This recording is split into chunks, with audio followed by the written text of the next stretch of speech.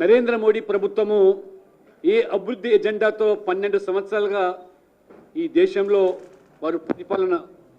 కొనసాగిస్తున్నారో, BJP పాలిత రాష్ట్రాల్లో కూడా అభివృద్ధికి పెద్దపీట వేసి అభివృద్ధి విషయంలో కానీ పేదల సంక్షేమ పథకాలు అమలు చేసే విషయంలో కానీ ఎక్కడ కూడా భేదాలు లేకుండా, తేడాలు లేకుండా, కులము మతము అనేటువంటి ప్రాతిపదికన కాకుండా పేదవాళ్లను పేదవారిగానే పరిగణించి అభివృద్ధిలో అన్ని రాష్ట్రాలు సమానమే అని చెప్పి వారు ఆ రకంగా సబ్కా సాత్ సబ్కా వికాస్ నినాదంతో 12 సంవత్సరాలుగా వారు చేసినటువంటి కృషి ఫలితమే ఈరోజు అభివృద్ధికి నరేంద్ర మోడీ గారి పట్ల విశ్వాసం, నమ్మకంతోనే ప్రజలు ఓటు వేశారు. एक और विकास और दूसरी ओर मोदी जी का ऊपर जो विश्वास जो लोगों ने जताया, देश भर में आज हमारे तेलंगाना के आवाम भी बड़ी उत्सुकता से मोदी और देख रहे हैं. तेलंगाना ప్రజలు కూడా మాకు అభివృద్ధి కావాలి. రెండు పార్టీలు 10 సంవత్సరాలు బీఆర్ఎస్, 2.5 సంవత్సరాలుగా కాంగ్రెస్ పార్టీ, ఈ రెండు పార్టీలు కూడా తెలంగాణ సంపదను దోచుకుంటూ ఉన్నాయి. గతంలో ఒక కుటుంబం దోచుకుంటే మొత్తం ఆ రోజు బీఆర్ఎస్ ప్రభుత్వంలో, ఇప్పుడు ఈ రేవంత్ రెడ్డి గారి ప్రభుత్వం ఈ తెలంగాణ సంపదను ఏ రకంగా మరి ఢిల్లీలో ఉండే కుటుంబానికి వీరు దారాతం చేసేస్తున్నారో ప్రజలు అందుకనే ఈరోజు మార్పు కోసం బీజేపీ వైపు చూస్తున్నారు. ఇవాళ చాలా స్పష్టంగా ఓటింగ్ సరళిని చూసినట్టయితే ఏ ప్రభుత్వాలు అయితే అభివృద్ధి పేరు మీద, పేదల సంక్షేమం మీద, అవినీతికి తావు లేకుండా, దళారీ వ్యవస్థ లేకుండా నేరుగా పేదవాడికి అందించేటువంటి ఈ పథకాలు, కార్యక్రమాలు, అది అస్సాంలో అయితే కానివ్వండి, ఇవాళ పుదుచ్చేరిలో కానివ్వండి, ఆ రకంగా ప్రో ఇన్కంబెన్సీ ఓటు ఈ రెండు రాష్ట్రాల్లో బీజేపీ సాధిస్తే, మరి మిగతా 3 రాష్ట్రాల్లో బీజేపీ ఇతర పాలన రాష్ట్రాల్లో ఒకవైపు టీఎంసీ, మరోవైపు డిఎంకే, మరోవైపు లెఫ్ట్ ఫ్రంట్, ఈ 3 పార్టీలు కూడా మూట కట్టుకున్నటువంటి అప్రతిష్ట పాలు, అవినీతి, వారి యొక్క బంధుప్రీతి, మంత్రులు సైతం కూడా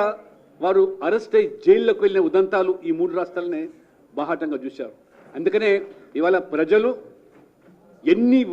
వందల వేలు కోట్లు ఖర్చు పెట్టినా, మీరు చూసారు తమిళనాడులో ఏ రకమైనటువంటి మరి ఎన్నికల్లో డబ్బుని వెదజల్లారో, అయినా ప్రజలు ఇవాళ ప్రజాస్వామ్యానికి పట్టం కట్టారు. అందుకనే తెలంగాణలో కూడా ఈ 2 పార్టీలు గుణపాఠం కావాలి. డబ్బుతో రాజకీయాలు చేస్తాం, డబ్బు వెదజల్లుతాం, ఎన్నికల్లో గెలుస్తామని ధీమా అయితే వ్యక్తం చేస్తున్నారో ఖచ్చితంగా ఈ 5 రాష్ట్రాల ఎన్నికల ఫలితాలు వారికి మరి గుణపాఠం చెప్పుతాయని చెప్పి ఈరోజు సాకులు వెతుకుతూ ఉన్నారు. ఇవాళ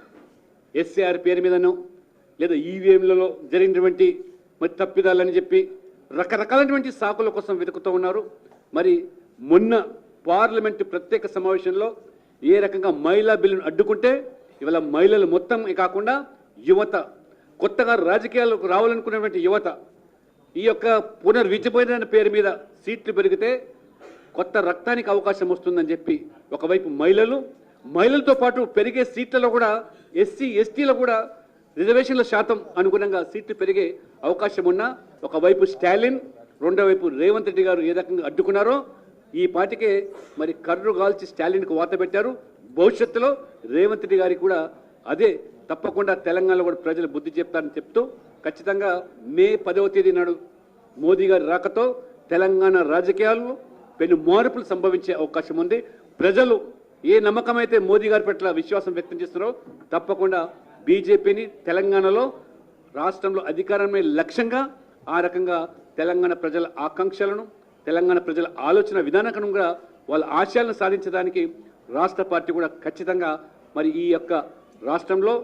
బీజేపీని అధికారంలో తీసుకొచ్చి నరేంద్ర మోడీ గారికి కానుకగా ఇస్తామనేటువంటిది నమ్మకంతో వాళ్ళ రామచంద్ర గారి నేతృత్వంలో ఖచ్చితంగా వారి మొదటి రాక, మోదీ గారు 3 సార్లు ప్రధానమంత్రి అయిన తర్వాత, వారు అధ్యక్షులైన తర్వాత మొదటి రాక కాబట్టి ఖచ్చితంగా ప్రజలందరూ కూడా పెద్ద ఎత్తున తరలి రావాల్సిందిగా, అభివృద్ధి కార్యక్రమాలు ఈ 12 సంవత్సరాల్లో 15 లక్షల కోట్ల రూపాయలు తెలంగాణ కోసం మాత్రమే ఇవాళ నిధులు కల్పించి రైల్వే కానీ, నేషనల్ హైవే కానీ అనేకమైన ప్రాజెక్టులు, all India institute of medical science మొదలుకుంటే గిరిజన విశ్వవిద్యాలయం, ఇలాంటి మరి అనేకమంది అభివృద్ధి కార్యక్రమాలకు పెద్దపీట వేసిన మోదీ గారి పట్ల ప్రజలు ఈరోజు సానుకూలత వ్యక్తమవుతుంది. కాబట్టి ప్రజలు కూడా మీరు ఆశీర్వదించాలని చెప్పి ఈ సందర్భంగా నేను కోరుతా ఉన్నాను.